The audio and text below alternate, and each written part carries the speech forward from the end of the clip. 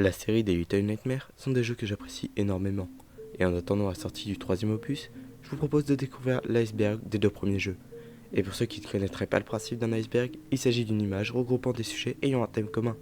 Et plus on descend, moins les sujets sont connus du grand public et documentés. Allez, commençons.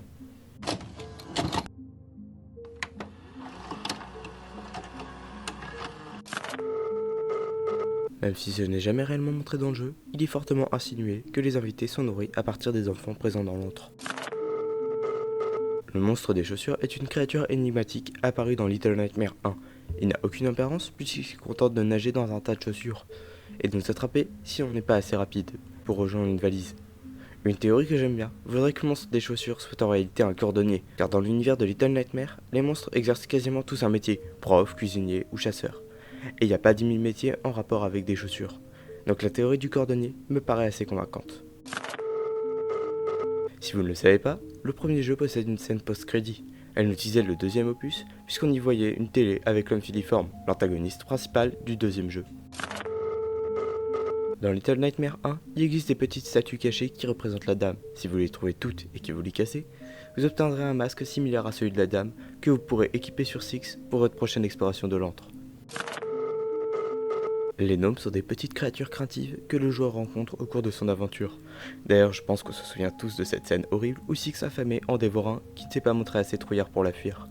On découvre par ailleurs dans le DLC les secrets de l'antre qu'il s'agit en réalité d'enfants transformés par la dame à l'aide de sa magie. Et le gnome dévoré par Six est en réalité le fuyard, l'enfant incarné dans le DLC. Oui, c'est vraiment horrible.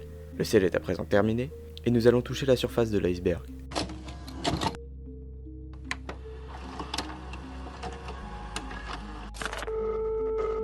Dans Little Nightmares 2, on trouve à différents endroits du jeu d'immenses crevasses sans fond. La théorie voudrait que l'univers des jeux ait été victime d'énormes tremblements de terre ou d'éruptions volcaniques, aboutissant à ces immenses fissures. Et d'ailleurs, dans le fichier du jeu, on peut voir une carte du nulle part, l'univers dans lequel se passent les jeux, et en effet, il semble divisé en plein de morceaux. Si vous récupérez 18 dépouilles corrompues dispersées un peu partout dans le jeu, vous aurez le droit à une scène cinématique à la fin du jeu. On y voit Six et son double qui apparaissait de manière discrète dans le premier opus quand Six était victime de crise de faim. Pour les personnes qui ne l'avaient pas compris, Little Nightmares 2 est une préquelle du 1, puisque c'est dans ce jeu que Six récupère son imperméable jaune iconique, qui est une référence évidente au manteau du petit Georgie dans Ça de Stephen King. Very Little Nightmares est un jeu mobile qui se place en tout premier dans la timeline des jeux. On y joue une petite fille avec un imperméable jaune qui arrive dans un lieu appelé la tanière, une sorte d'énorme manoir en bord de falaise. Le joueur devra affronter 3 antagonistes. L'artisan, un homme aux longs membres qui se déplace sur un fauteuil roulant. Son rôle est de constituer des poupées à partir d'enfants pour la prétendante. Le majordome, un autre grand humanoïde. Il est toujours penché en avant et a les mains bloquées dans le dos. Il se sert de ses pouvoirs télékinésiques pour attaquer le protagoniste. Et enfin, la prétendante, une petite fille coquette et impulsive, capable de tuer la protagoniste en la touchant. Et pour ceux qui se demandent, non, la fille au ciré jaune n'est pas Six, puisqu'elle meurt à la fin du jeu, à cause de la prétendante. Il existe 6 comics parus en 2021 et 2 bandes dessinées parues quant à elles en 2017. Elles racontent chacune une histoire indépendante se passant dans l'univers de Little Nightmares.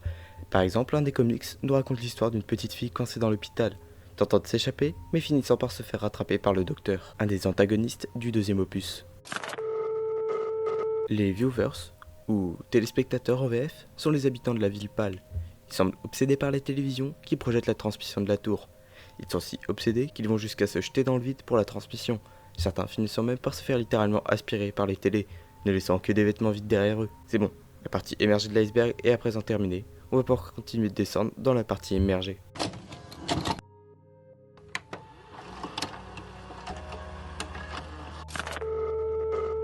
Comme je l'ai dit tout à l'heure, l'un des comics nous raconte l'histoire d'une petite fille coincée dans l'hôpital tentant de s'échapper, mais finissant par se faire attraper par le docteur. Eh bien, dans Little Nightmares 2, on passe par sa cellule. Et putain, elle a creusé pendant longtemps pour s'enfuir. Et on peut d'ailleurs trouver une silhouette sans jambes derrière un des rideaux qui lui ressemble pas mal. Peut-être que le médecin lui a coupé les jambes pour qu'elle arrête de s'enfuir. Hunger, ou faim en français, est le premier nom donné à Little Nightmares. Il a été changé, car pour trouver le jeu, les gens risquaient de chercher Hunger Game, ce qui allait créer une confusion, puisque vous le savez probablement, il existe une série de romans adaptés en film qui s'appelle The Hunger Game. Dans le premier chapitre de Little Nightmares, on utilise une télé pour distraire le concierge. Elle diffuse une étrange chanson que voilà.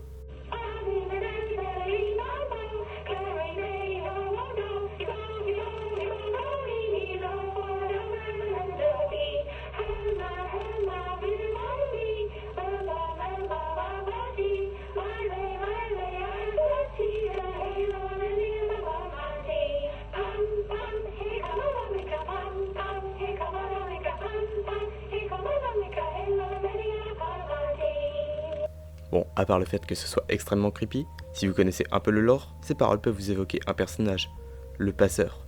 C'est un être assez énigmatique apparu dans les comics et dans le podcast Le bruit des cauchemars. Il est chargé d'emmener les enfants jusqu'à l'antre grâce à une barque. Et ses paroles correspondent pas mal à son rôle qui semble être de livrer les enfants à l'antre. On mentionne aussi un bellman, je n'en parle pas encore puisque je garde ça pour plus tard. Et en faisant quelques recherches, j'ai plusieurs théories concernant cette étrange musique. La première est que cela parle d'un enfant emmené par le passeur jusqu'à l'antre. C'est le plus probable. Une autre théorie que j'ai trouvée explique que Veronica ne serait pas un enfant, mais une tempête qui arriverait en mer. Et cette chanson préviendrait juste le passeur de l'arrivée de cette tempête. Et fun fact, dans Little Nightmares 2, certains des Bullies peuvent être observés en train de chanter cette chanson.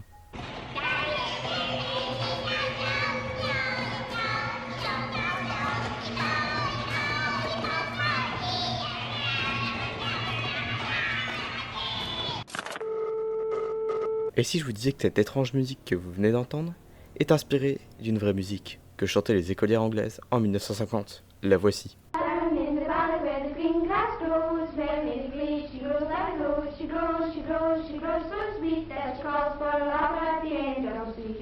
Sweetheart, sweetheart, will you marry me? Yes, love, at 3:30. Ice cakes, spice cakes, all for tea, and we'll have a wedding at 3:30. Pom, pom, here comes a taxicab, pom, pom, here comes a taxicab, pom, pom, here comes a taxicab, ready for the wedding at 3:30. Alors oui, elle est beaucoup moins terrifiante que la musique entendue dans le jeu, et il n'est pas question d'une Veronica, mais d'une Jessica. Le chasseur est le premier antagoniste de Little Nightmares 2. Comme son nom l'indique, il s'agit d'un chasseur, et il a un passe-temps assez morbide. La taxidermie, la taxidermie. C'est-à-dire qu'il empaille des trucs, genre une famille. Et une théorie voudrait qu'il soit allé jusqu'à s'empailler lui-même, dans une sorte d'épouvantail mort-vivant. Les éléments qui appuient cette théorie sont le fait que le bras droit du chasseur semble justement légèrement décousu, et du rembourrage fut au niveau de l'épaule. Mais aussi le fait que le chasseur ne réagisse pas en voyant le fusil pointé vers lui avant qu'on le tue. On reste dans le thème du chasseur pour ce sujet. Vous le savez très probablement, mais dans la cabane de cet antagoniste, on peut trouver une famille empaillée. Une des théories veut que le chasseur ait trouvé les cadavres de cette famille dans la forêt, et il les aurait ensuite empaillés pour créer un semblant de dîner de famille. Peut-être qu'il en avait marre de manger tout seul. Une autre théorie voudrait qu'il ait carrément empaillé sa propre famille, pour une raison quelconque. Le Dr No est un personnage non utilisé avec quasiment aucune info, ce qui fait que les personnes ont émis pas mal de théories à son sujet. La première est qu'il a été inspiré par Crank, l'antagoniste principal de la Cité des Enfants Perdus, une œuvre qui a pas mal inspiré Little Nightmares. Crank est un scientifique dérangé qui vit sur une plateforme en mer, un peu comme l'antre de Little Nightmares 1. Il souffre d'un problème qui l'empêche de rêver et qui le fait vieillir prématurément. Pour inverser le processus, il kidnappe donc des enfants pour leur voler leurs rêves. Selon la seconde théorie, le Dr No aurait un lien avec le Dr Ingen, un personnage d'un autre jeu du studio, appelé Static. Les points communs entre les deux personnes sont les vêtements et le fait que les deux personnages ont le visage caché. Dans Little Nightmares 1, il existe un personnage supprimé, surnommé par les fans The Wax Bellman, ou le Groom de Cire en français. Il n'apparaît que dans les portraits, mais il aurait dû avoir un rôle plus important, car il était présent parmi les costumes de la Gamescom 2016. Il observait les gens grâce à un miroir sans teint. Et justement, à un moment dans le jeu, on brise un miroir, et derrière, il y a une chaise. Peut-être que le Wax Bellman s'installe ici pour observer les invités, et il apparaît aussi sous forme d'easter egg dans Very Little Nightmares. Il existe 3 chaînes de télévision dans l'univers de Little Nightmares. La première, c'est celle avec la Veronica Song, que l'on voit dans le premier opus. Dans le 5e comics, 2 téléspectateurs regardent une émission de pâtisserie avec un présentateur ayant un visage écrasé. Et la dernière chaîne est plus une sorte d'easter egg, puisque si vous appuyez plusieurs fois sur la télé du concierge, après quelques interférences, elle finira par changer de chaîne, montrant une silhouette s'approchant lentement d'un enfant dormi. Il s'agit d'une référence évidente au film Nosferatu, premier film de l'histoire à mettre en scène un vampire. Ça y est, les eaux claires sont maintenant terminées, on peut continuer de descendre dans les eaux sombres.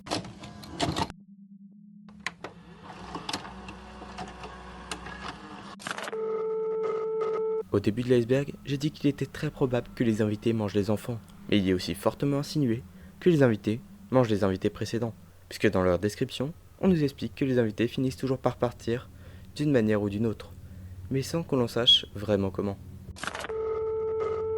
Tous les enfants des comics sont morts et les indices de leur existence peuvent être trouvés dans différents lieux de Little Nightmares 2. La petite fille en haut à droite dans l'hôpital, l'enfant avec les sucettes dans l'école et ainsi de suite. Le troisième chef est un boss supprimé. Il n'a fait qu'une seule apparition dans la bande-annonce Hunger. On peut le voir couper de la viande et la décision de le supprimer a probablement été prise quand le jeu était annoncé à la Gamescom 2016, puisque lors de cet événement, seuls les deux frères Cuisto étaient présents. The Lunch Lady est un antagoniste supprimé. Elle aurait dû résider dans la cafétéria et servir les repas aux Bullies. Mono aurait dû se faufiler dans les cuisines en évitant. Et en réalité j'ai menti, elle n'a pas totalement été supprimée, puisqu'il est possible de trouver son corps dans la chambre froide de l'école. On trouve d'ailleurs une dépouille corrompue dans cette salle, ce qui laisse sous-entendre qu'un enfant est responsable de sa mort. Sur l'un des posts du compte Twitter officiel de Little Nightmares parlant de la mort de la Lunch Lady, les développeurs ont répondu en disant « Ah, mais c'est pour ça qu'elle est jamais revenue de sa pause ». COM sont les initiales de City of Metronome. Il s'agit d'un jeu abandonné de Tarsar Studios, les mêmes studios que Little Nightmares. Dans ce jeu, vous auriez dû jouer Tin, un jeune ingénieur de train en formation. Un jour, il aurait dû rencontrer New, une jeune fille qui aurait fait se remettre en question le protagoniste. Les deux personnages auraient ensuite fait équipe pour découvrir les secrets de cette étrange ville et de la corporation, une entreprise mystérieuse qui gouverne la ville. Le jeu a été annulé car les développeurs de Tarsar Studios n'arrivaient pas à régler les problèmes de son qui se produisaient pendant le gameplay. Et en plus, le jeu n'arrivait pas à trouver d'éditeur. Mais vu que rien ne se perd, la ville de City of Metronome a servi d'inspiration pour la ville pâle de Little Nightmares 2. Et les métrognomes, des enfants ayant perdu leur âme et étant utilisés pour les travaux, qui auraient pu être contrôlés par le protagoniste grâce au son, eh bien leur concept est assez similaire aux gnomes de Little Nightmares. Il existe un minuscule DLC de Little Nightmares 2. Il se nomme le grenier du gnome, et dans ce DLC, vous poursuivez un gnome dans le grenier du chasseur. Une fois le DLC terminé, vous obtiendrez un chapeau de gnome. The Northwind est une entité assez étrange, n'apparaissant que dans la bande dessinée. Il vit dans le Grassland, une vaste étendue remplie de ruines d'anciens villages qu'il a détruits.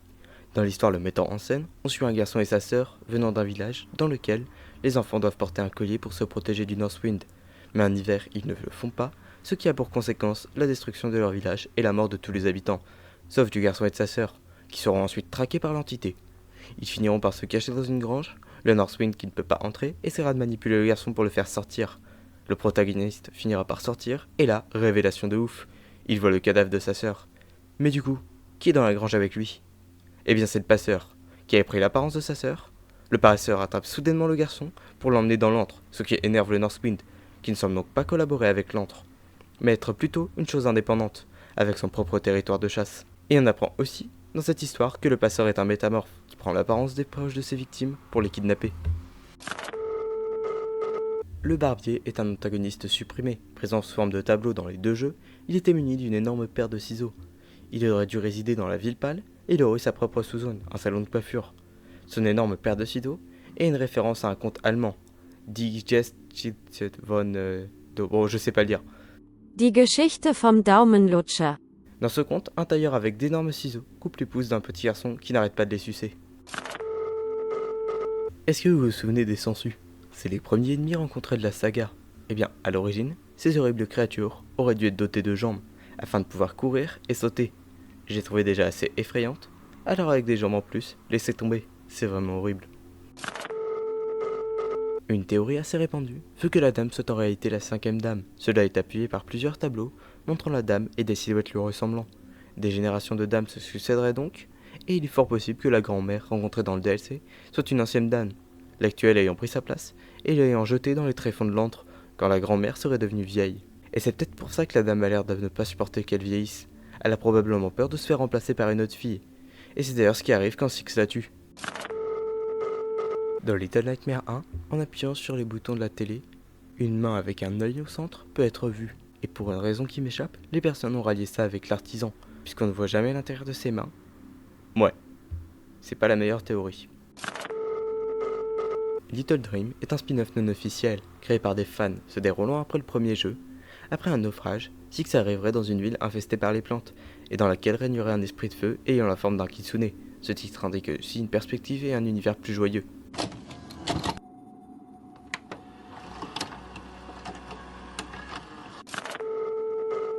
Encore un personnage supprimé du jeu, le principal. Il avait été révélé par l'utilisatrice Ismar sur un serveur Discord. Il aurait dû être le gérant de l'école, et sur l'illustration, on peut voir que 3 tiges noires semblent sortir de sa tête, ce qui rappelle un des concept art de la maîtresse dans lequel des tiges identiques semblaient jaillir de sa tête. Mais sur le concept art du principal, on voit aussi un enfant avec ces mêmes tiges. Il se pourrait donc que le principal fasse jaillir ces choses de la tête des enfants qui ne respectent pas les règles. Le Twitter officiel dit aussi à son sujet, fourré dans son bureau, comme toujours. Il est fort probable que le concierge ait passé un séjour à l'hôpital, après une blessure, probablement la perte de ses yeux, puisque dans le deuxième opus, il existe une salle remplie de masques, et l'un d'entre eux ressemble étrangement au visage du concierge. Peut-être qu'il serait allé voir le docteur pour lui demander de le soigner, mais bon, vu comment ce docteur soigne ses patients, il fallait pas s'attendre à un résultat incroyable. Il lui aurait donc confectionné un masque qu'il porte probablement dans le premier opus. Masque qui aurait fini par se casser, ce qui explique pourquoi sa peau semble s'être repliée au niveau de ses yeux. D'ailleurs, fun fact, le concierge s'appelle Roger. On peut le voir sur son badge. L'homme pendu du premier opus serait le père de la prétendante, puisque dans Very Little Nightmare, il est possible de trouver le portrait de l'homme pendu en easter egg, mais aussi un portrait de la prétendante, avec ses parents, et l'homme sur le tableau ressemble pas mal au pendu. Il expliquerait aussi la présence des gnomes dans la tanière, qu'il aurait ramené pour sa fille en guise de cadeau. Et il aurait aussi fini par mettre fin à ses jours, peut-être parce qu'il ne supportait pas de vivre dans ce monde terrifiant. Il existe dans Little Nightmare 2 une affiche de recherche pour un enfant disparu, ce qui laisse sous-entendre qu'il existe très probablement des forces de l'ordre au sein de la ville pâle. Et ça aurait pu être cool, un niveau dans un commissariat. Dans la BD Little Nightmare, on voit pour la première fois apparaître le Northwind. Cette entité pourrait être une représentation de la mort, et plusieurs choses vont dans ce sens. Déjà, le fait qu'il n'ait pas de réelle apparence, il n'est qu'une silhouette dans une brume rouge. Ensuite, sa capacité à tuer tout ce qui entre en contact avec lui, comme les oiseaux. Et il est dit dans la BD qu'il est normalement impossible de fuir le Northwind, comme il est impossible de fuir la mort. Dans Little Nightmare 2, il est possible d'apercevoir une carte du monde recouverte par un œil, un symbole récurrent dans la saga. Ce symbole d'œil, sur une carte, nous montrerait peut-être l'influence de la corruption sur le nulle part. C'est le monde de Little Nightmare, pour ceux qui ne s'en souvenaient pas. Vous vous souvenez de la théorie qui explique que le chasseur serait un être mort et taxidermisé ? Eh bien, une autre théorie, vu qu'il ait travaillé à l'hôpital en tant que sujet de test pour le médecin, puisqu'on sait que le médecin est capable de laisser en vie des êtres qui ne sont plus que des prothèses ou qui n'ont carrément plus de tête. Et la théorie va encore plus loin en expliquant que la passion du chasseur pour la taxidermie viendrait du fait qu'il ait travaillé dans l'hôpital. Il essayerait de refaire, de son côté, ce que fait le médecin, mais avec beaucoup moins de réussite. On le sait, dans l'univers de Little Nightmare, les adultes sont synonymes d'antagonistes, et Six aussi l'aurait compris, en devinant que Mono est l'homme filiforme. Elle savait qu'elle aussi allait vieillir et se corrompre pour devenir une créature difforme, comme ce qu'elle était devenue dans la tour de transmission, et elle chercherait donc un moyen de ne pas vieillir.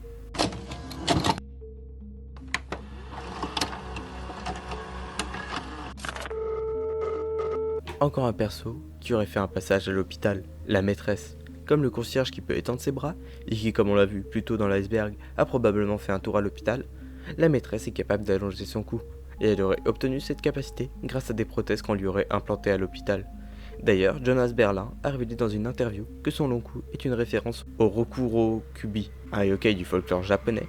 Il s'agit d'une femme normale en apparence pendant la journée, mais qui la nuit est capable d'allonger son cou pour effrayer ses victimes. Et le lendemain, elle reprend sa vie normalement, pensant que ce qu'elle a vécu durant la nuit n'était qu'un rêve. Il est possible que la dame ait eu des enfants. On peut la voir dans la résidence animer des poupées grâce à sa magie, tout en écoutant ce qui semble être une berceuse. Et il est aussi possible que son enfant soit mort, et qu'elle essayerait de le faire revenir à travers les poupées grâce à sa magie. Dans Little Nightmare 2, on peut apercevoir un énorme papillon, ce qui est assez étrange, car dans les jeux, on croise d'autres animaux avec une taille normale, comme les rats ou les oiseaux. Il est possible que la corruption de la transmission ne touche pas que les êtres humains, mais aussi les animaux, en particulier les insectes, puisqu'on peut aussi croiser des mythes énormes. La transmission n'affecte probablement que leur taille, car ils sont déjà assez horribles. Les yeux de surveillance sont des antagonistes récurrents des jeux. Ils servent de système de surveillance, et à la manière du Gorgon, se trouver dans leur champ de vision pétrifie les enfants. Et d'ailleurs, l'utilisation du symbole d'œil va encore plus loin qu'un simple symbole, puisque chaque ennemi majeur de cet univers possède sa propre variation de ce symbole. Dans une des salles de classe de l'école, on peut trouver un Bullis qui semble être puni, puisqu'il est attaché à une corde.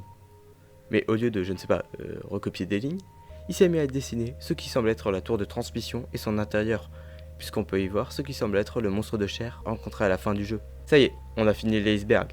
Mais vous pouvez le voir, la vidéo n'est pas encore terminée, car on va maintenant s'attaquer aux abysses.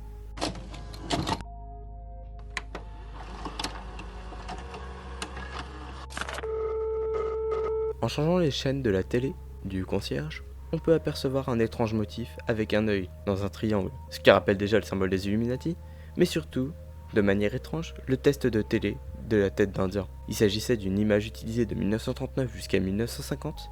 Elle servait à régler et à étalonner ou corriger l'affichage de sa télé. Cette mire télévisuelle devient obsolète en 1960 avec l'arrivée des télécouleurs. Mais pourquoi cette image est parodiée sur la télé de l'antre?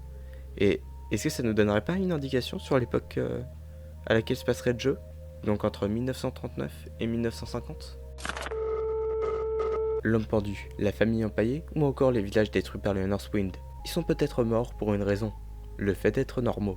Quand le signal radio aurait commencé, certains adultes auraient résisté à la corruption du signal de la tour, fuyant la ville pâle pour créer des villages dans le Grassland, mais se faisant un par un tués par le Northwind, l'entité qui semble régner sur cet endroit. Une théorie veut que le chasseur soit Dr No, car les deux personnages ont un visage caché et une carrure à peu près similaire. Il se pourrait que Dr No soit un collègue du docteur rencontré dans les jeux. Les deux médecins partageraient le même but, qui est de soigner les gens, mais l'un le faisant avec des prothèses et l'autre avec du rembourrage. Finalement, ils auraient fini par se séparer, et Dr No se serait installé dans les bois, devenant le chasseur, et continuant d'exercer sa méthode de soin, taxidermisant les pauvres créatures, lui passant sous la main. Une théorie suggère que l'univers de Little Nightmares est actuellement en guerre, ou qu'une guerre a eu lieu très récemment.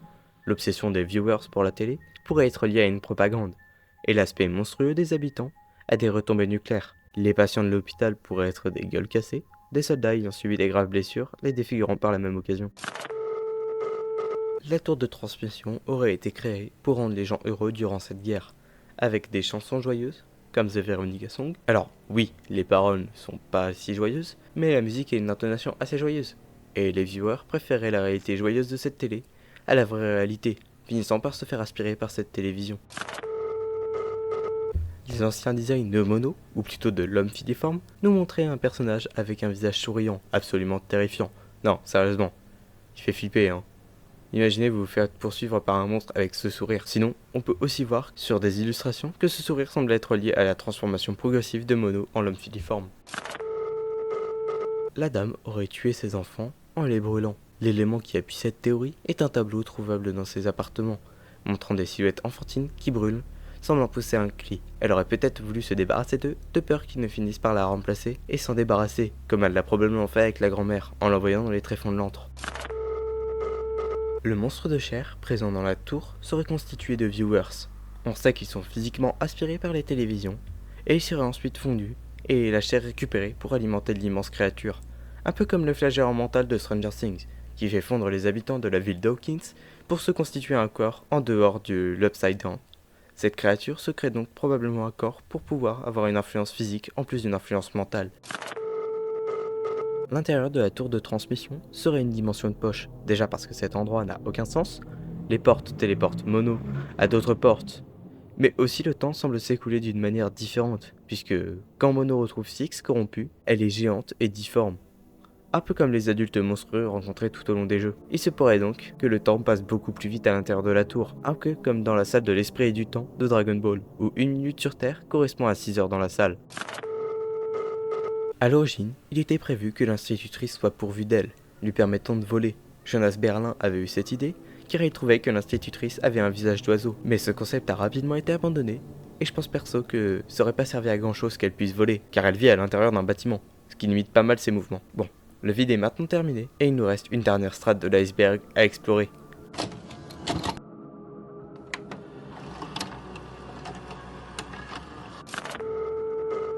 Selon cette théorie, les jeux Little Nightmares se dérouleraient sur une partie du corps du monstre de chair. Le premier se passerait dans la bouche, puisqu'en anglais l'antre s'appelle the maw, ce qui veut dire la gueule, et la tour de transmission serait les yeux et le cerveau, et ainsi de suite. Le monstre de chair serait un dieu ancien qui se serait réveillé d'une manière ou d'une autre, créant chaos et folie sur son passage, se servant de la tour de transmission pour propager son contrôle mental sur la population, afin de les corrompre et de se servir d'eux pour se confectionner un corps, afin de probablement étendre son contrôle. Je sais pas pour vous, mais ce type de monstre me rappelle un peu les grands anciens de la mythologie Lovecraftienne, des créatures immenses à l'apparence monstrueuse, et dont le simple fait de les voir fait sombrer les humains dans la folie. Et l'apparence du monstre de chair me fait d'ailleurs penser à un en particulier, Azathoth, surnommé le dieu idiot. Il est un être divin omnipotent et omniprésent, qui règne sur l'univers qu'il a créé par erreur. Il peut aussi prendre des créatures comme vaisseaux, leur octroyant des pouvoirs. Les antagonistes des jeux pourraient être les vaisseaux du monstre de chair, ce qui expliquerait leur pouvoir surnaturel. Bon, la vidéo est enfin terminée. Mais ne partez pas encore, j'ai 2-3 trucs à vous dire. Déjà, comme vous l'avez vu, Little Nightmares est un jeu avec une histoire assez vague, ce qui permet énormément de théories et d'interprétations. Et j'espère que la vidéo vous aura plu. Elle m'a demandé un taf énorme au niveau de la recherche, de l'écriture. Et si vous pouviez partager la vidéo, et liker, et aussi vous abonner, puisque 90% des gens qui regardent ne sont pas abonnés, ça me ferait vraiment plaisir. Donc s'il vous plaît, faites-le. Et n'hésitez pas à partager vos théories en commentaire. C'était Gandalf pour Aperture Défaillance, ciao.